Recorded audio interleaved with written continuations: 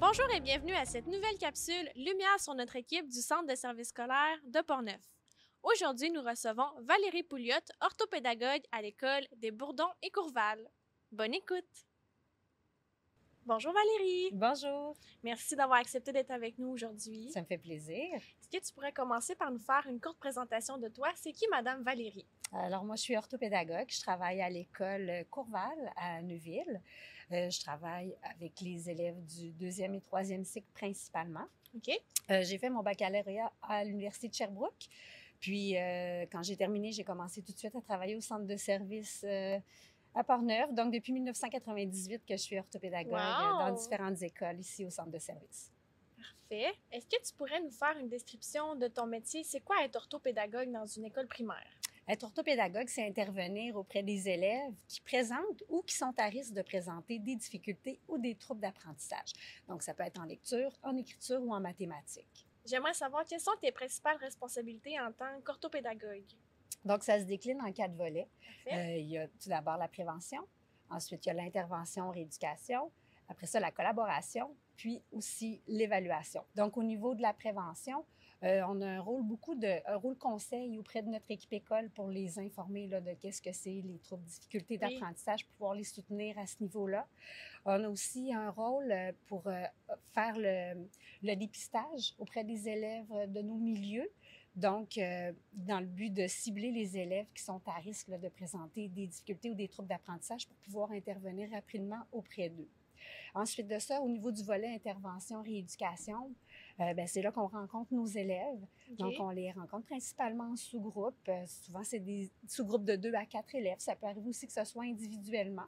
Puis, on travaille avec ces élèves-là les interventions ciblées qu'on a déterminées là, en fonction de leurs forces puis de leurs défis.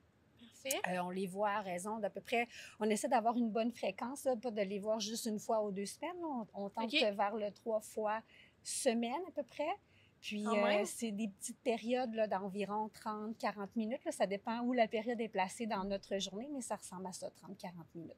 Donc, on travaille avec les élèves, on leur propose des activités pour les aider à progresser dans leurs défis. Puis, pendant qu'on travaille avec eux, c'est important de consigner nos observations pour voir comment ça va, est-ce qu'ils progressent bien, est-ce qu'au contraire, il y a résistance. Puis à ce moment-là, ça peut arriver qu'on ait à réorienter un petit peu nos objectifs, puis peut-être revenir un peu plus à la base avec eux. Puis au niveau de la rééducation, l'intervention, on fait 3 blocs d'intervention durant l'année scolaire. Donc, ça correspond à peu près aux étapes là, d'une année scolaire. Donc, on réorganise le service d'orthopédagogie 3 fois dans l'année. Pourrais-tu me décrire à quoi ressemble une journée typique au travail? Oui, quand j'arrive le matin, je fais des tâches plutôt de nature professionnelle, donc la gestion des courriels, la planification de ce que je vais faire avec les élèves, préparation du matériel aussi. Il y a beaucoup d'analyses aussi de travaux d'élèves, donc pour justement voir si mes objectifs, est-ce qu'on continue comme ça? Est-ce que je dois me réorienter? Est-ce que est-ce que les élèves progressent bien? Après ça, sur les heures de classe, là, je suis principalement en intervention avec les sous-groupes d'élèves. Donc, le matin, je peux en voir 5. Puis, l'après-midi, je peux en voir jusqu'à 3 aussi. Habituellement, c'est ça, je vois 8 sous-groupes d'élèves par journée. Sur l'heure du midi, c'est encore les tâches de nature professionnelle. Puis, ça ajoute à ça des concertations avec les enseignants, des études de cas avec d'autres professionnels. Ça peut être aussi, on a des comités aussi, desquels on fait partie. OK. Puis après l'école, c'est encore une fois, quand j'ai terminé mes sous-groupes d'intervention, on retombe dans, ça peut être aussi remplir des formulaires, ça peut être préparer des plans d'intervention. Donc, on ne s'ennuie pas, il y a beaucoup de tâches à faire dans une journée. Oui, ça semble assez diversifié. Assez diversifié, effectivement. En tant qu'orthopédagogue au primaire, à quoi ressemble la clientèle avec laquelle tu travailles? Comme je le disais tout à l'heure, je travaille principalement avec les élèves qui ont des difficultés ou des troubles d'apprentissage, mais on peut travailler aussi en prévention. Si on se réfère au modèle RAI qui est beaucoup implanté dans les écoles, donc RAI pour réponse à l'intervention, il y a 3 niveaux.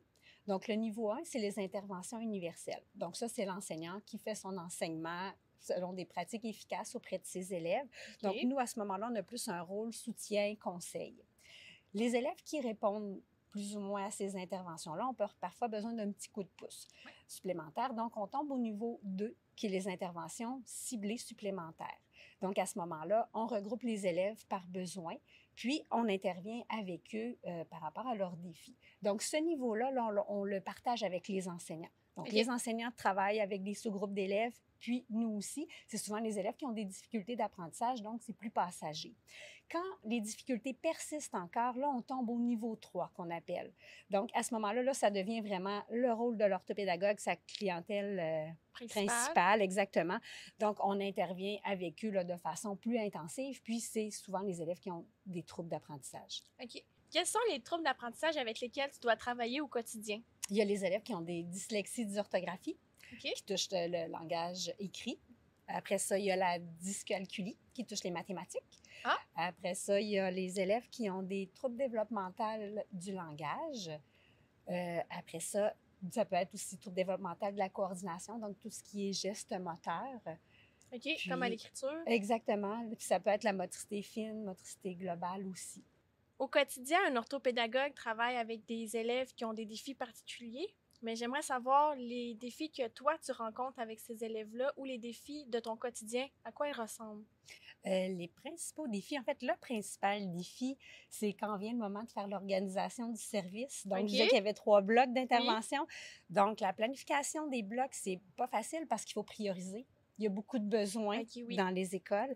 Donc, c'est vraiment d'aller prioriser, OK, pour tel bloc, quel élève on priorise, mais aussi, c'est quoi nos cibles d'intervention. Fait que ça, ça, je trouve que c'est quelque chose qui est plus difficile parce qu'on voudrait aider tout le monde, exactement. Je comprends. Puis, il y a aussi une autre difficulté dans notre quotidien, c'est on cible des micros-objectifs. On peut pas, notre objectif ne peut pas être, je veux que l'élève apprenne à lire. C'est trop vaste, puis c'est le même objectif qui va demeurer durant un long moment. Fait qu'il faut vraiment, oui, les décortiquer. Donc, le défi, c'est de ne pas déroger des objectifs qu'on se fixe. Des fois, on a le goût de « OK, on va aller vers là, on va aller vers là ». Mais il faut vraiment se forcer là, à rester centré sur nos objectifs parce que si on est éparpillé, on arrivera à rien. Il y a un autre défi qui découle de ça, c'est qu'il faut être créatif. Parce qu'à un moment donné, la façon de travailler les syllabes, consonnes, voyelles, par exemple, bien, il faut le travailler de façon différente puis amener sous forme de jeu un petit peu pour que l'élève soit intéressé puis qu'on ne fasse pas toujours la même chose. Puis garder son attention. Exactement, garder sa motivation. Fait qu'il faut faire preuve quand même de beaucoup de créativité là, pour la création de nos activités, pour avoir des jeunes engagés puis motivés qui progressent. Donc, on y va beaucoup par les jeux. Oui, c'est très ludique. Exactement. Fait que il y a des élèves, moi, ça c'est un cadeau. Là, quand on termine une période d'orthopédagogie, puis on leur demande qu'est-ce qu'on a fait. Bien, on a joué. Ah, mais OK, c'est correct. Si tu as retenu qu'on a joué. Ça paraissait pas trop, mais on a travaillé. Exactement. On a travaillé, mais si tu retiens qu'on a joué, mais c'est parfait. Génial. On mentionnait qu'un orthopédagogue travaille avec les enseignants. J'aimerais savoir à quoi ressemble la collaboration entre les différents intervenants. Oui, effectivement, on collabore beaucoup avec les enseignants. On a beaucoup de concertations avec eux là, qui sont placées à l'horaire. Puis le but de ça, c'est de discuter de leurs élèves. Oui, des élèves qui sont suivis en orthopédagogie, de voir comment ça va, les progrès, leurs défis. Est-ce qu'on a des mesures à mettre en place pour ces élèves-là pour assurer leur réussite? Mais on discute aussi des élèves qui peuvent les inquiéter, qui sont à risque. Donc, on peut donner des stratégies ou des pistes là, aux enseignants. Tu pourrais peut-être essayer ça ou demande-lui de faire telle stratégie. On va voir si ça l'aide. Donc, avant là, d'embarquer tout de suite l'élève dans le suivi orthopédagogique, mais il y a des trucs à aller mettre en place. Là. Il y a beaucoup de collaboration aussi avec les autres intervenants de l'école, avec les éducatrices spécialisées, avec la direction. Donc, plusieurs études de cas où on discute, comme je disais tout à l'heure, de l'ensemble des élèves, voir est-ce qu'on a des préoccupations, est-ce que ça va bien, qu'est-ce qu'on doit mettre en place, est-ce qu'on a des évaluations à prévoir. Donc, on collabore beaucoup. C'est beaucoup de suivi. C'est beaucoup de suivi, puis avec aussi les professionnels. Collaboration avec les orthophonistes, avec les psychologues. Donc, dans la même, est-ce que c'est pertinent qu'il y ait une évaluation en psychologie, en orthopédagogie, en orthophonie? Est-ce que ça peut cibler encore plus c'est quoi les défis des élèves pour après nous aider à intervenir? Donc, il y a beaucoup, beaucoup de collaboration avec les parents. Il ne faut pas les oublier. Oui. Il y a beaucoup d'échanges d'informations avec les parents. Hein. C'est eux les mieux placés pour connaître leur enfant. Donc, ils nous transmettent des informations. Puis nous, à notre tour, on en transmet aussi pour dire comment ça va à l'école, c'est quoi les forces et les défis. Notre but, c'est toujours d'amener les élèves à réussir le mieux possible, hein, les amener le plus loin possible, mais on dit toujours aussi, on ne peut pas tirer sur une plante pour qu'elle pousse.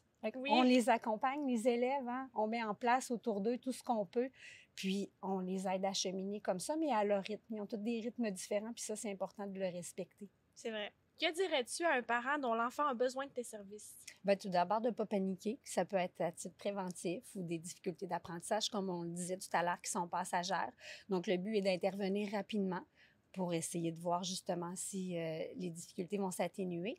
Puis aussi, je leur dirais de respecter le rythme d'apprentissage de leur enfant, parce que chaque apprenant a une vitesse de croisière qui est différente, puis c'est important de la respecter.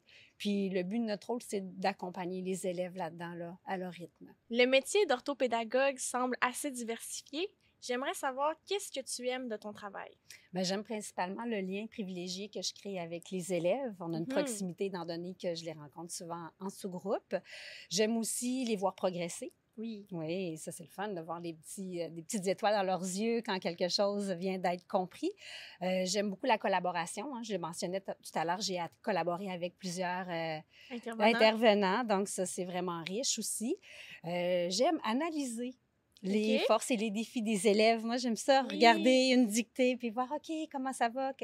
C'est quoi les cibles? On s'en va vers où? Donc, ce sont des choses que j'aime beaucoup de mon travail. Pour terminer, j'aimerais que tu nous partages un moment marquant de ton travail. C'est pas un moment précis, mais c'est des moments qui arrivent à quelques occasions dans l'année.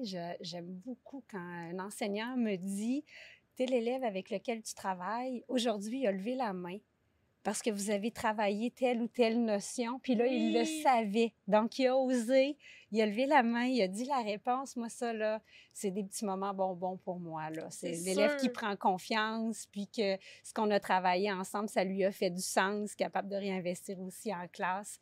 Donc, ça, c'est vraiment des beaux moments. Merci Valérie de ton temps et de nous avoir aidés à mieux comprendre le travail d'un orthopédagogue en milieu scolaire. Je te souhaite de continuer à t'épanouir dans ton travail et de continuer à créer des belles petites étoiles dans les yeux des enfants. Je te remercie, c'est gentil. Ça m'a fait plaisir.